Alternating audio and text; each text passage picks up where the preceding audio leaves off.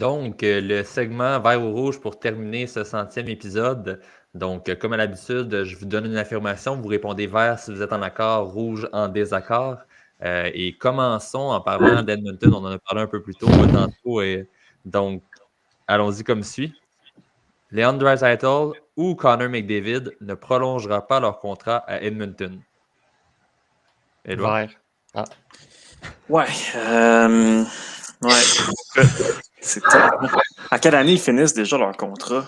Draisaitl, il lui reste une autre saison. McDavid, 2 autres saisons. Ouais, je pense que, je l'ai dit tantôt, je suis inquiet. Je suis inquiet de la direction que cette organisation-là prend. Puis ils vont devenir les Angels du baseball. Ben, ça va devenir les Oilers au hockey. Je vais dire vert. Luc? Je l'ai dit, désolé, j'ai sauté sur le faux départ. C'est un vert aussi. La simple raison, elle est la suivante, et ça va être Leon Draisaitl. Les Oilers ne pourront jamais se permettre de perdre Connor McDavid. Et deuxièmement, lorsque tu amènes un entraîneur qui a déjà entraîné un de tes 2 joueurs étoiles, tu viens automatiquement de te mettre la tête sur Bio pour sacrifier ton autre super étoile. Julien?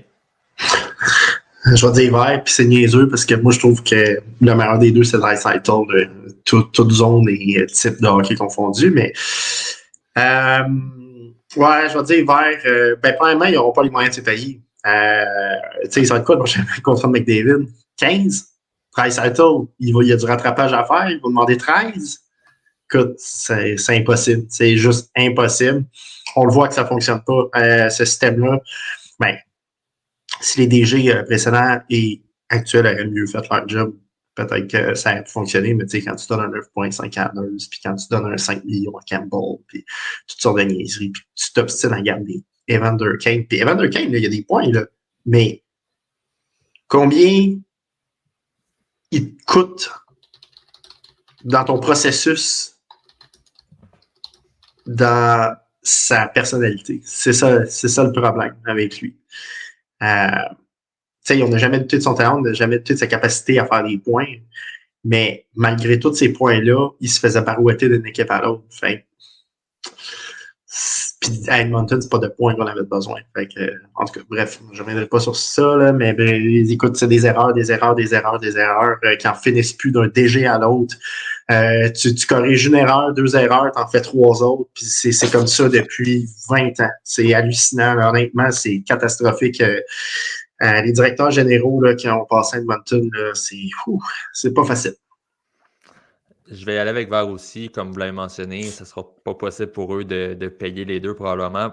Puis je pense que si, exemple, on n'avait pas eu des contrats, comme tu l'as mentionné, Julien, de Nurse, de Kane, de Campbell, ben possiblement que les deux auraient voulu rester pour essayer de gagner ensemble parce qu'ils semblent bien s'entendre, en tout cas les deux, que ce soit sur ou hors glace. Donc, je pense qu'on aurait voulu gagner ensemble à Edmonton, mais en raison de la réalité salariale des Oilers, je crois plus ou moins que c'est possible, à moins qu'on réussisse un miracle à sortir 1 ou 2 contrats de là. Mais le plus problématique est Darnell Nurse. Puis je ne peux pas voir une équipe être prête à payer ou à prendre une partie de son contrat. Luc? Ouais. On sait qu'il y a le West Mile d'Edmonton. La question que je pose, c'est est-ce qu'il y a une 34e avenue? Parce que ça pourrait être la 2e remake de Miracle sur la 34e. Prochaine affirmation, on va rester dans l'Ouest avec les Canucks. 2 joueurs des Canucks termineront dans le top 5 des marqueurs de la Ligue nationale cette saison. Présentement, on en a 3. On a Hughes, Miller et Pettersson. Luc? Quand on dit marqueur, on parle de buteur ou on parle de pointeur? Le point. Le point. Non. Écoutez, à un moment donné, toute chose, rien ne se perd, rien ne se crée, tout se transforme. Fait qu'à un moment donné, la sécuriométrie va reprendre ses droits. Moi, je dis qu'il va en avoir un dans le top 5, mais jamais 2 dans le top 5. C'est impossible. C'est ni des Draisaitl, c'est ni des McDavid. Et il y a des équipes qui ont connu des mauvais débuts de saison aussi, dont certains joueurs vedettes. C'est juste une question de temps. On va revenir à la normale. Julien?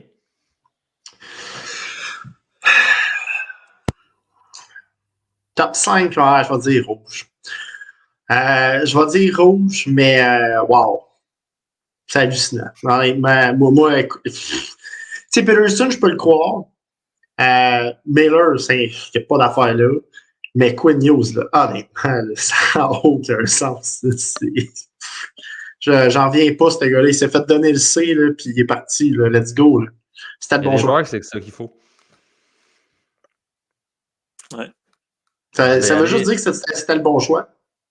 Oui, effectivement. Puis, tu sais, c'est plate, mais on parlait beaucoup d'avoir décidé de garder Miller plutôt que Boervat. Ça semble fonctionner en ce moment. Miller produit, Boervat, ça va pas avec les Islanders. Donc, à un certain point, je dis pas que c'est la meilleure personne dans le vestiaire, mais en tout cas, pour l'instant, on semble en mesure de gérer le problème s'il y en a un et ça fonctionne bien. Mais Miller, ça marche quand il gagne. C'est quand il ne gagne pas, plutôt que let's go, il bosse commande, il engueule le monde autour. Il est là le problème avec JT Miller. C'est ça. Parce que mais lui, en tant que tel, il est bon. Là. Il est excellent. Le JT Miller, encore là, des batailles, un contre un, tout, il est incroyable. Là. Mais c'est ça. Quand il y en a qui ont de la difficulté autour des mauvaises séquences, là, il se met à lancer des tomates sur tout le monde. Là. Puis c'est là que ça. Mais peut-être aussi qu'il apprend, à se gérer. Ça se peut aussi. Là. Les gens peuvent changer. Regarde, Jack Eichel, honnêtement, il a changé. Ouais. Je vais aller avec Rouge. Je pense pas non plus qu'on va être en mesure de garder ce rythme-là toute l'année. Surtout que quand je regarde les Canucks des dernières saisons, souvent c'était plus un lent départ, mais on avait toujours une séquence en cours de saison où on était parmi les meilleures équipes de la Ligue nationale. Et par la suite, ça ralentissait assez vite. Donc, je tends quand même à croire qu'on va avoir une bonne saison. On va faire les séries du côté de Vancouver, mais je pense pas qu'on va pouvoir maintenir un aussi bon rythme toute l'année. Éloi? Je vais aller avec une deuxième analogie de baseball dans ce segment-là en disant il y a des statisticiens de baseball qui disaient il ne faut jamais regarder les stats tant que Mike Trout n'est pas revenu dans le top 10. Il est un peu tôt dans la saison, disons, pour ça. Il faut que les stats se stabilisent un peu. Là, tu as Quinn Hughes avec 30 points en 19 matchs. Mais sinon, c'est vraiment, vraiment serré. Là, on parle de top 5, mais tu as des gars qui sont à 1 point, 2 points derrière, puis qui ont joué 2-3 matchs de moins aussi. Ça va se stabiliser, puis les gros noms vont venir à la surface. Mais juste si Quinn Hughes est dans le top 5, c'est incroyable là, à la fin de la saison. Je ne sais pas si j'y crois encore, là, mais c'est juste incroyable de le voir là après 19 matchs. Je vais aller avec Rouge aussi, là, mais quand même. Bravo. Mentionner qu'on parle en bien. Évidemment, on connaît un excellent début de saison, Quinn Hughes, mais on parle comme quoi c'est incroyable, c'est 30 points actuellement. Kyle McCarr a joué 2 matchs de moins et est à seulement 3 points de Quinn Hughes. Ouais. Donc, en termes de rythme, points par match, légèrement supérieur à Hughes théoriquement. Donc, c'est fou. J'ai hâte de voir en cours de saison comment ça va se poursuivre, mais je m'attends vraiment à une énorme course entre les deux pour être le défenseur avec le plus de points d'ici la fin de l'année. Ouais. On s'en vient dans l'Est. Les Sénateurs vont se ramener dans la course aux séries d'ici la fin décembre. Julien?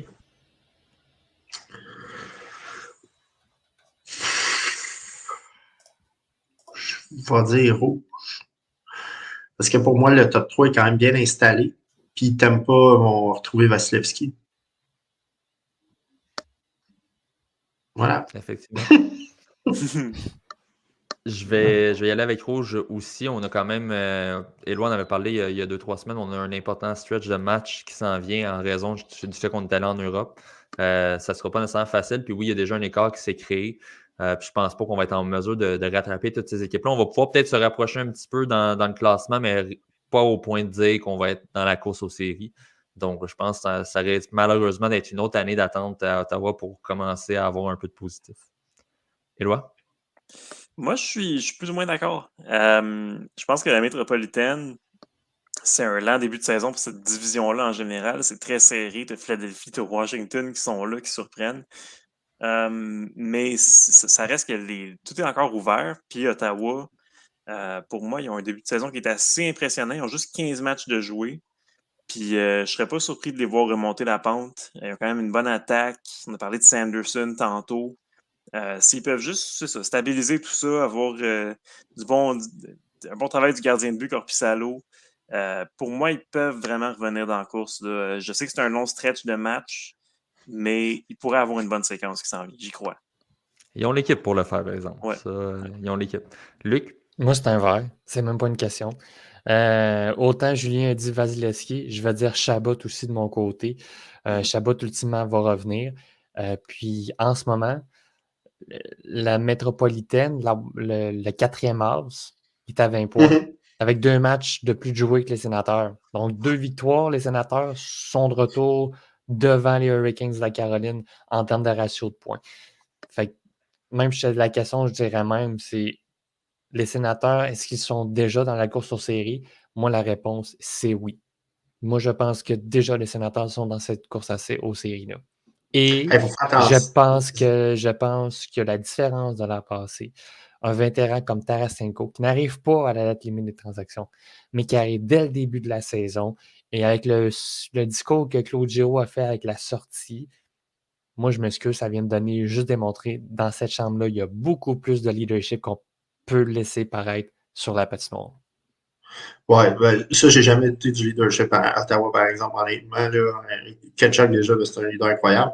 Mais il faut faire attention parce que dans le métro, là, les Devils sont pas où ils sont supposés être. Hurricanes non plus. T'sais. Fait que je m'attends à ce que ces deux équipes-là, ils se mettent à gagner des matchs aussi. Là. Fait que c'est pour ça que le 4e as dans le Metropolitan, je ne l'ai même pas considéré parce que pour moi, eux aussi, là, c'est des équipes qui sont supposées de gagner. Là. C'est intéressant parce que ça va m'amener au prochain vers au rouge, mais juste avant, aussi à l'inverse, bon, tu dis que les Devils et Hurricanes ne sont pas là où ils sont, mais les Flyers ne sont pas non plus censés être aussi hauts, et pourtant ils le sont en ce moment, donc peut-être eux aussi vont descendre. Donc ça reste à voir, mais ça m'amène à ce vert au rouge. 2 équipes parmi les Capitals, les Penguins et les Flyers seront des séries cette année. Donc 2 de ces 3 équipes-là vont faire les séries. Je vais y aller en premier. De mon côté, je vais y aller avec rouge parce que j'ai l'impression que sur le long terme, les Caps et les Flyers vont ralentir. Les Pingouins vont être dans la course jusqu'à la toute fin, comme je le pensais en début de saison et comme on le pensait l'an dernier aussi. Donc, je crois qu'avec les leaders qu'on a à Pittsburgh, on va être en mesure de se maintenir dans la course et peut-être de faire des séries. Mais je pense que les Caps et les Flyers vont ralentir un peu. Sauf que je dois quand même mentionner quel début de saison ont les 2 équipes, surtout les Flyers, que tout le monde voyait au dernier rang de la division pratiquement. Donc, ils connaissent vraiment une très, très belle saison. Éloi? Écoute, moi, je parlais de stabilisation des stats avec les gars des Canucks tantôt. Je pense que les classements aussi doivent se stabiliser un petit peu de ce côté-là. Tu as New Jersey qui va effectuer une remontée, d'après moi. Tu as Caroline aussi. Mais c'est ça, c'est quand même tout un exploit, effectivement, pour Philadelphie, Washington. Donc, je vais y aller avec rouge. Je pense qu'il y a juste une de ces 3 équipes-là qui va faire les séries. Puis je pense que c'est pas la même équipe que Nick a nommée. Je pense que je vais y aller avec Washington. Comme j'ai dit en début de saison, j'ai pas le choix de continuer avec ça. Luc? Qui semble pas aimer cette décision. En fait, je sais même pas quoi répondre. C'est ça la réponse. C'est qui a dit rouge? Tout le monde. Nick et moi. Je vais dire vert juste pour faire différent un peu. Yes! Honnêtement, je sais pas du tout. C'est sûr, moi je pense que les Pingouins de Pittsburgh, c'est sûr, c'est une des 2, c'est une des 3 équipes. Pour la simple et bonne raison, les Pingouins, présentement, ont de la difficulté à domicile. Ils ont une fiche en bas de 500 à la maison, ce qui est anormal pour une formation qui compte sur autant d'étoiles que ça. Ensuite, je pense que les Capitals... En fait, les Flyers vont descendre. C'est automatique. Là, à force de te faire créer par John Tortorella, à un moment donné, les joueurs vont en avoir plein leur casse. Et moi, je pense que c'est les Capitals qui pourraient surprendre. Je pense qu'Ovechkin a parlé dans le vestiaire après un mauvais début de saison et il a comme fait « Hey, faut qu'on se ressaisisse, ça en est ridicule. Là. On était 106 battre pour les séries éliminatoires, puis là, on est en train de l'échapper solide. » J'ai comme l'impression que les Capitals vont être en mesure de maintenir la cadence et les Penguins de Pittsburgh. Mick Crosby, il a déjà commencé à le faire, se lève dans la chambre et disait « Hey, la gang, on s'est fait avoir l'an passé, ce serait le fun que cette année, en plus avec Carlson, on ne se fasse pas pogner les culottes baissées une 2e fois. » J'ai comme l'impression que les 2 plus grandes vedettes de la Ligue nationale dans les 15 dernières années vont comme mettre leur pied à terre et dire « On rentre en série. » Ouais.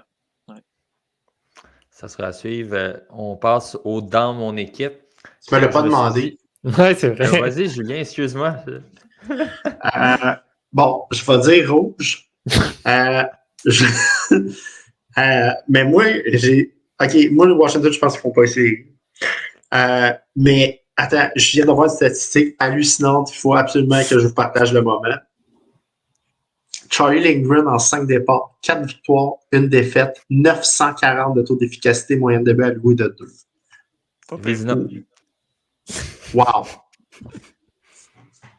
Incroyable. Ouais. C'est ça, Voilà, c'est c'est ça. C'est Il y a des meilleurs stats que Comper. Là. Écoute, le Comper est à 892, 3 de moyenne allouée. Il y a 3 victoires, 3 défaites, 2 en prolongation. Lindgren, il est 4-1. C'est écoute, incroyable. Ouais. Tu sais, des fois, les gardiens, là. Ouais, mais ça revient aussi à ce que Eloi disait tantôt. C'est un petit échantillon. T'sais, il va falloir voir sur la durée de la saison. Non, c'est sûr, mais ça reste que, tu sais, un gardien peut être bon au bon moment. Moi, c'est ça que ça veut dire. Ouais. C'est ça que ça me dit, tu sais. Que... On va passer pour de vrai dans mon équipe. Donc, je m'étais dit, c'est la 100e. On va y aller. Je suis allé un peu comme toi, Julien, avec ton quiz. On va y aller avec des joueurs du top 100. Même, je vais y aller possiblement avec des joueurs du top 2 de l'histoire de la Ligue. Donc, vous avez le choix cette semaine entre Mario Lemieux ou Wayne Gretzky dans votre alignement. Et Éloi, je te laisse commencer. Écoute, c'est sûr que c'est le bon vieux débat. Je pense que j'ai pas le choix d'y aller avec le Gretz. Pour vrai, si tu regardes la longévité, dans un sens, la longévité, c'est comme ah, tu sais, bravo, Gretzky, il joue plus longtemps, fait qu'il y a plus de points, tu sais, c'est normal. Mais de l'autre côté, je pense que si tu regardes des stats puis tu fais des points par match, ça nuit un peu à Gretzky parce que ces dernières années, il n'était pas dans son prime. Tandis que le mieux, ben oui, il y a eu des saisons qui a été blessé, il y a des saisons qui étaient vraiment en douleur. Mais je pense qu'il y a une plus longue période de sa carrière où il était dans son prime par rapport à Gretzky dans ses dernières années, après 93, là, ses moyennes de points par match baissaient. Donc, je pense que si tu regardes ces stats-là, ça lui nuit un peu. J'ai bien vu un plus 520. C'est ça. Je pense que j'ai pas le choix d'y aller avec Wayne ici, avec tout le respect qu'on doit à Mario Lemieux également. Là.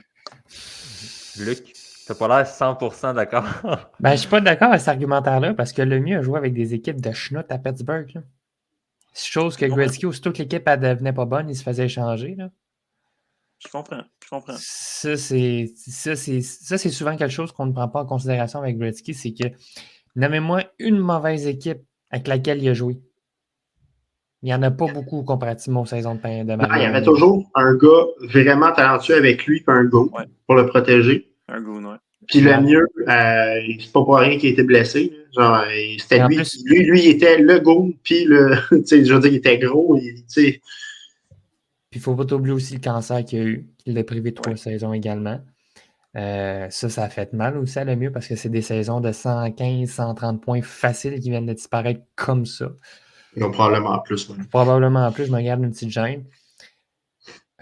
Moi, personnellement, je prendrais ni un ni l'autre si je pense à construire une équipe. Mais parmi les deux, je vais prendre Mario Lemieux parce que pour moi, je pense qu'il est plus complet. Oui, mais moi, je vous le dis, je pense que je prendrais un joueur qui est plus polyvalent sur 200 pieds. Puis qui... Voyons donc. Christian Dvorak? Non, Écoute, Luc, il voulait faire un splash à la fin de la 100e. Let's go! Les feux d'artifice, boum! C'est un impressionnant, Nicolas. Ah non, je n'en ai pas pour celle-là. Ah, okay.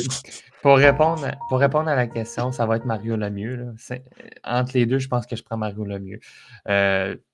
Pour toutes les raisons que j'ai mentionnées, il a joué avec des formations moins complètes qui font en sorte que ça joue avec les statistiques de points, les plus et moins, etc. Pour moi, ça serait Mario Lemieux. Julien? Je vais aller avec Mario Lemieux aussi.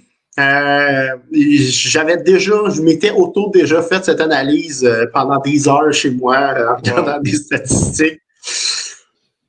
Puis, moi, Mario Lemieux,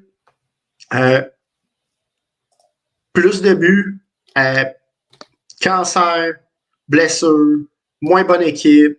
J'avais tout mis ça ensemble, puis j'ai fait, Mario Lemieux, là.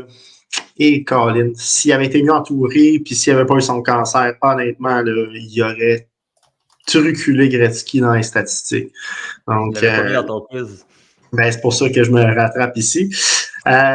Donc, non, vraiment, là, pour moi, Mario Lemieux, là, c'est mon choix. Puis, comme par hasard, il est québécois. Je vais y aller avec le mieux aussi. Je pense qu'on aime le underdog entre les deux. C'est celui qui a le moins de points, mais qu'on se dit s'il n'y avait pu en jouer autant. Mais aussi, ce que je prends en considération, c'est 2 Coupes Stanley, 2 Conn Smythe. Côté de Gretzky, 4 Coupes Stanley, 2 Conn Smythe. Des joueurs comme ça qui ont dominé leur sport pendant des années, c'est bizarre de se dire que Gretzky n'a pas été 4 fois le Conn Smythe. Ça montre à quel point il était bien entouré. Non, mais à un certain point, dans le sens, ça montre qu'il y avait une équipe autour de lui. Peut-être que si le mieux avait joué justement dans une bonne formation, aurait eu 4 Coupes Stanley et moins de Conn Smythe, mais parce qu'il y aurait eu des joueurs qui auraient pu avoir un apport aussi important. Il n'y a pas eu non plus des mauvaises équipes de son côté, mais ça reste quand même que je pense que s'il n'était pas là, ces équipes n'allaient pas avoir ces conquêtes-là. Tandis que du côté de Gretzky, peut-être qu'on aurait eu 2 Coupes Stanley de moins, mais on avait quand même toute une équipe du côté d'Edmonton pour aller remporter la Coupe Stanley, même si Gretzky n'avait pas été de l'alignement. Donc, je prends ça en compte aussi. Puis, il ne faut pas oublier, là, les 4 saisons que Gretzky a faites en 80, 81, 82, 83, 84, là, Gretzky rentre à 20, 21 ans dans la Ligue nationale de hockey où est-ce que c'est beaucoup plus facile d'aller chercher des points dans un match, où est-ce que le mieux s'est retrouvé, et c'est important de le mentionner, là, le style papillon a fait son apparition en 85-86. Les 6 années avant que Patrick arrive, là, c'est tous des styles debout. C'est tout plus facile d'aller chercher des points. À partir que Patrick arrive avec le style papillon, là, on voit les gardiens qui commencent à être de plus en plus efficaces. Le jeu devient un peu plus défensif aussi. Fait que tout ça fait en sorte que ces 6 années-là que Gretzky a joué avant le mieux, c'est beaucoup plus facile de faire des points pour Gretzky que les 6 premières années de Mario Lemieux aussi. Mais malgré tout, je prends les deux avant d'autres joueurs dans mon équipe plutôt que d'autres. Ouais, t'as tellement fait une bonne analyse, mais au fond, ça serait qui ton gars, mettons, Toué, là, vite de même, juste pour le fun. Là. Juste pour le fun. Moi, écoutez, Patrice Bergeron. Jean Rattel, hein, c'est con, là, je sais que je suis biaisé, oui. Jean Rattel, pour moi, Patrice Bergeron. Patrice Bergeron, encore meilleur, là, et honnêtement, lui, ça en était un que c'est un joueur défensif, mais de genre 1600 points. C'est hallucinant. Tu sais, un joueur à la Patrice Bergeron, ou même encore Crosby, qui est peut-être plus efficace défensivement qu'elle pouvait l'être, par exemple, le mieux au Gretzky. Comprenez-vous le principe? Un joueur qui est capable d'aller chercher une centaine de points par match, mais qui va par saison, mais qui va respecter le travail dans sa zone aussi. Tandis que ces deux-là, je m'excuse, c'est pas Gretzky que tu voyais en zone défensive. Là. Mais il se faisait truculer. Malgré tout, avec 2857 points, même s'il est moins en zone défensive, je pense que je peux compter des buts pour remplacer son apport défensif. Effectivement. Super. Ben, dernier vert au rouge de la soirée, on va finir ça avec le Canadien. On le sait que présentement, les demandes, le gros dossier, si on veut, du côté du Canadien, c'est les gardiens de but. Et évidemment, la prolongation de contrat au nom de Samuel Montembeault. Présentement, selon ce qui circule, Montembeault demanderait autant, sinon un peu plus que le contrat actuel de Jake Allen, qui est 3,825 de mémoire. Là. En tout cas, c'est près de 4 millions. Donc, je vous demande, êtes-vous prêt à donner ce montant? Mais en fait, donnez-vous ce montant à Samuel Montembeault. Éloi? Ça dépend des projets qu'ils ont à long terme devant le filet, mais en ce moment, le Canadien... T'annonces qu'il n'y a pas grand projet d'art. Ça vient dans les médias. C'est ça. Personne qui est vraiment prêt à prendre ce rôle-là.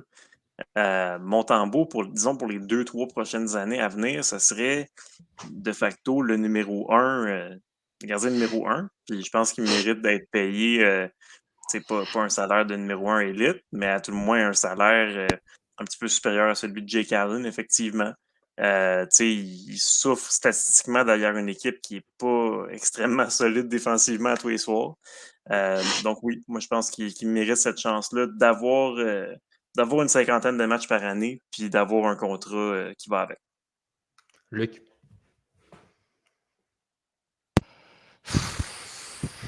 Hey, tu m'énerves, toi, avec ton vert rouge. Je vois le vert. Moi, je vais dire rouge.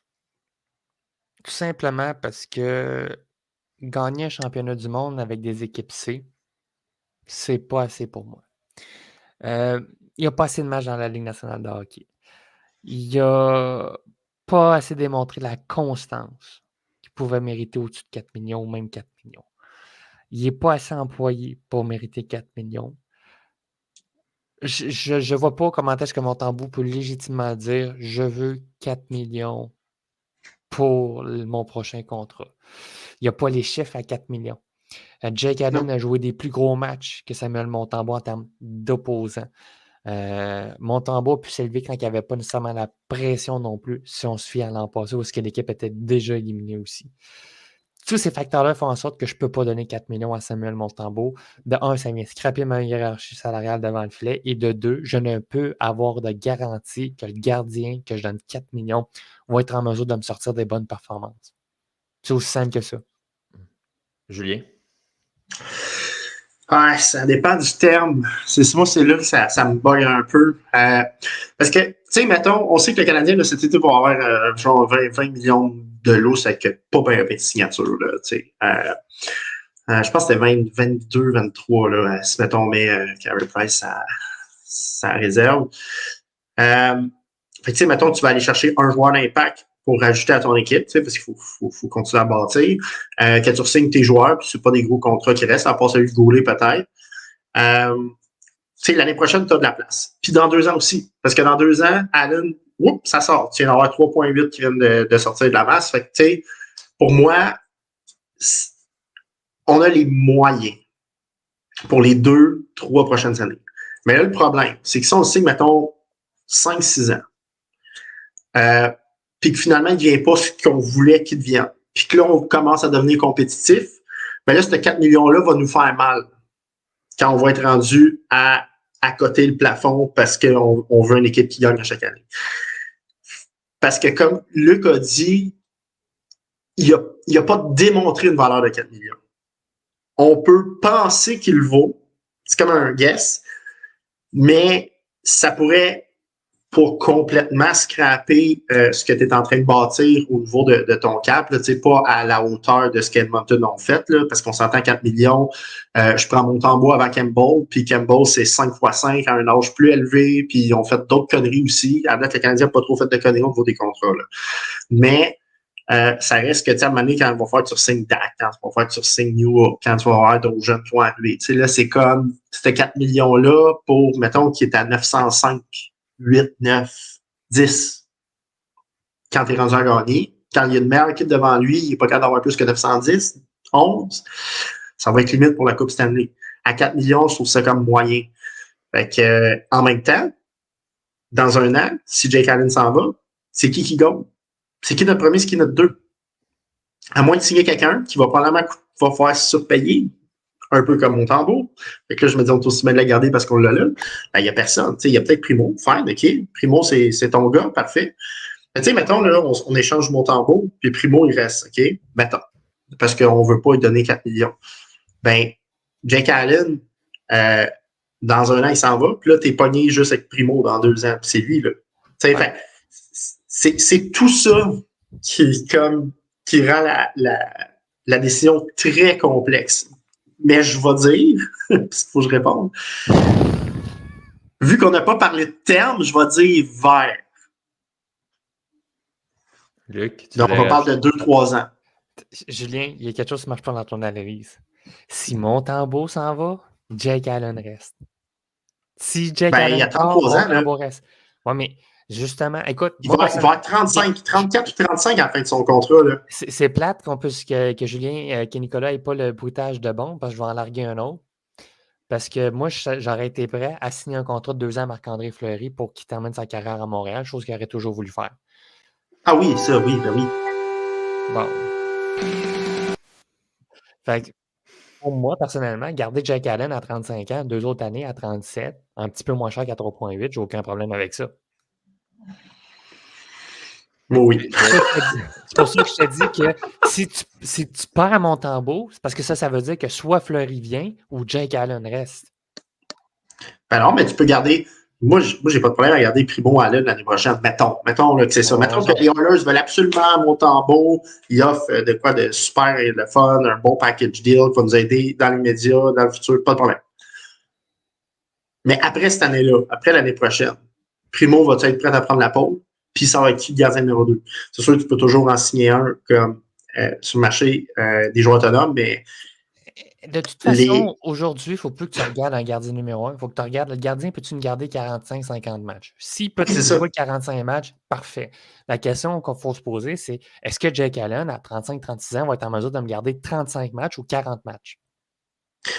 Mais ça, c'est une bonne question. Mais tu sais, nommez-moi un gardien de but autonome qui a eu un bon contrat la journée des joueurs autonomes. Tu sais que ça valait la peine. Nommez-en un. Ben, je dirais que c'est de là que va mon choix, moi, personnellement, que je vais avec Vert pour Montembeault, simplement parce qu'il n'y a pas d'autre solution. C'est plate, mais en ce moment, c'est la solution la plus safe, même si, comme vous le disiez, il n'a pas encore démontré qu'il peut valoir 4 millions. Ça reste que tu n'as pas d'autre option. Tu sais, en ce moment, sur le marché des joueurs autonomes, il n'y aura pas grand-chose. On l'a vu dans les dernières saisons, c'est très faible côté joueurs autonomes. Même que cette année, possiblement, la bonne signature qu'on avait vue, c'était Cortisalo avec les Sénateurs parce que c'est pas trop cher. C'était pas trop long, mais malgré tout, à date, en début de saison, c'est pas super. T'sais, ça peut se remplacer, là, ça commence. Mais c'est pas encore super de son côté. Puis je vois pas vraiment un gardien possiblement qui va venir à Montréal comme sauveur prochainement. Donc, tu sais, à mes yeux, un tandem de gardien de but doit te coûter environ 8 millions. Donc, tu peux en donner plus à un si tu as un numéro 1 puis le deuxième va faire 1,5. Ou tu peux y aller avec deux gardiens à 4 millions. Donc, tu sais, à la limite, là, si Montembeault signe 4 millions, je pense pas que c'est problématique parce que de toute manière, s'il vient du système, le gardien, il ne va pas valoir 4 millions en partant. Donc, tu vas pouvoir faire une transition. Puis, s'il vient d'ailleurs, ben à ce moment-là, le gardien va être un 4 millions parce qu'on ne paiera pas un gardien à 7-8 millions sur le marché des joueurs autonomes. Donc, Mais encore le point, ça revient au suivant. Tu sais, Montembeault, je l'ai adoré quand je l'ai côtoyé avec l'Armada de Blainville-Boisbriand. Super chic type, réservé. Il aime parler avec du monde qu'il connaît. Il ne ferait pas une mal. C'est une bonne personne, OK? Comme dirait un animateur de télévision. Sauf que il ne m'a pas prouvé dans la Ligue nationale que je peux lui accorder 4 millions. C'est juste ça. On est tous d'accord là-dessus. Oui, on peut donner 8 millions. Faire 4 millions? Qui peut faire 4 millions? Non. Qui ça? Caden Primo. Ben, c'est sûr que Primo ne gagnera pas 4 millions. Pas encore. Non, mais c'est plus, c'est que tu n'as personne qui pourrait, de toute manière, prendre sa place en ce moment. C'est plus ça, je veux dire. Mais l'argument de Luc, c'est tant qu'à avoir un gars à 4 millions qui ne vaut pas ça, il y a mieux avoir un gars à 2 millions qu'on sait qu'il ne sera pas bon à 2 millions. Personnellement, j'aimerais mieux donner 2 ans à Primo, voir ce qu'il va vraiment être capable de faire avec Jake Allen, que de donner 4 millions. Puis là, je me ramasse que, étant donné que j'ai un gardien moins fort, je ne peux pas surpayer un défenseur 2 millions de plus pour venir compenser ou venir appuyer mon gardien de but qui va en quelque sorte venir combler un peu ou mieux gérer les lacunes que mon gardien va accorder, par exemple, sur les angles de retour qui pourraient servir sur la glace aussi. Ça dépend tout le temps de quelle conception que tu vas entrevoir aussi. En fait, l'idéal, quand on regarde ça, ça serait probablement un 3 millions pour Montembeault. À moi, à 3.3, je le donne, là, mais pas à 4.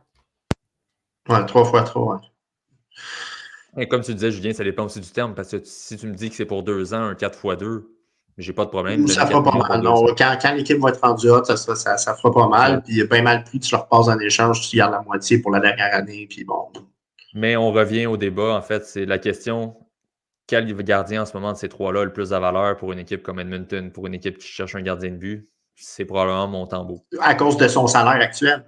Puis à cause de la situation d'Edmonton. Parce qu'il ne faut pas faire un Carl Peterson numéro 2 avec Montembeault. C'est ça l'affaire.